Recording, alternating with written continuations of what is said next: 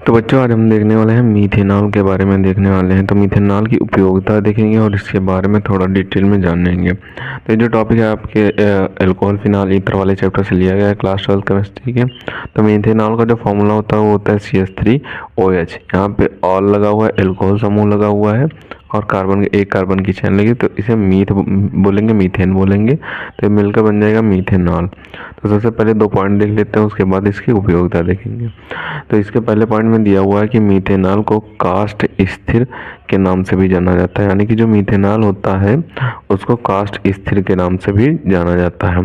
दूसरे पॉइंट में दिया हुआ है कि मीथेनॉल का उत्पादन उच्च ताप एवं उच्च दाब पर ZnO और Cr2O3 उत्प्रेरक की उपस्थिति में कार्बन मोनोऑक्साइड के उत्प्रेरकीय हाइड्रोजन द्वारा किया जाता है, यानी कि इन दोनों उत्प्रेरक की उपस्थिति में कार्बन मोनोऑक्साइड यानी कि CO के उत्प्रेरकीय हाइड्रोजन द्वारा किया जाता है। तो इसका निर्माण देख लेते हैं कैसे होता है। तो यहाँ पे कार्बन लेंगे और H2O लेंगे, ये भाप के रूप में या फिर वाष्प के रूप में लिया जा सकता है। इसको उच्च ताप पर गर्म किया जाता है तो हमें कार्बन मोनोऑक्साइड यानी कि जल गैस के रूप में प्राप्त होता है कार्बन मोनोऑक्साइड, और H2 मुक्त होता है। ये H2 मुक्त होता है और ये जो ऑक्सीजन है ये कार्बन के साथ कार्बन मोनोऑक्साइड बना देता है। और कार्बन मोनोऑक्साइड के जब H2 के साथ क्रिया कराएंगे ZnO और Cr2O3 की उपस्थिति में, तो 200 डिग्री ATM 200 डिग्री वायुमंडलीय दाब तथा 573 से 673 केल्विन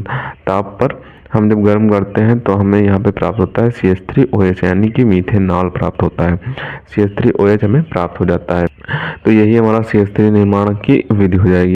यानी कि CH3 निर्माण की रिएक्शन अगर पूछी जाए तो आप इसी रिएक्शन को 2 स्टेप में CH3 का निर्माण होता है, मीथेनॉल का निर्माण होता है, तो आप इसी को लिख देंगे।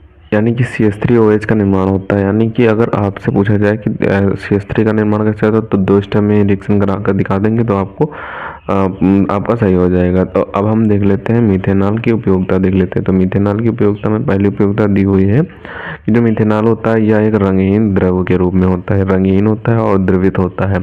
दूसरा पॉइंट दिया हुआ है कि इसकी प्रकृति विषैली होती है, यानी कि जो इसकी प्रकृति होती है वो विषैली प्रकृति का होता है मीथेनॉल।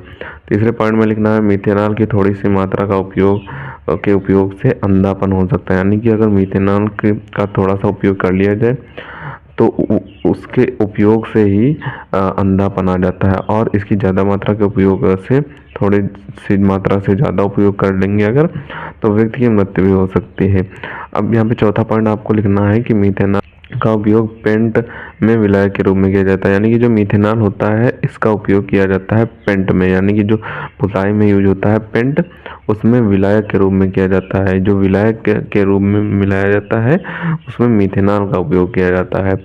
और पांचवें पॉइंट में आप लिखेंगे कि मीथेनॉल का मुख्य उपयोग फॉर्मेल्डिहाइड के निर्माण में किया जाता है, यानी जो मीथेनॉल होता है इसका जो प्रमुख उपयोग होता है, मुख्य वाला उपयोग, उसको फॉर्मेल्डिहाइड के निर्माण में किया जाता है। फॉर्मेल्डिहाइड आपका क्या होता है, HCHO जो होता है वो फॉर्मेल्डिहाइड कहलाता है। यहाँ पे CH3 को OH के साथ जब ऑक्सीजन की उपस्थिति में क्रिया कराएंगे तो लघु ऑक्सीजन की उपस्थिति में क्रिया कराएंगे तो हमें फॉर्मेल्डिहाइड प्राप्त हो जाएगा, यानी कि HCHO प्राप्त हो जाएगा और यहाँ पे H2O मुक्त हो जाएगा।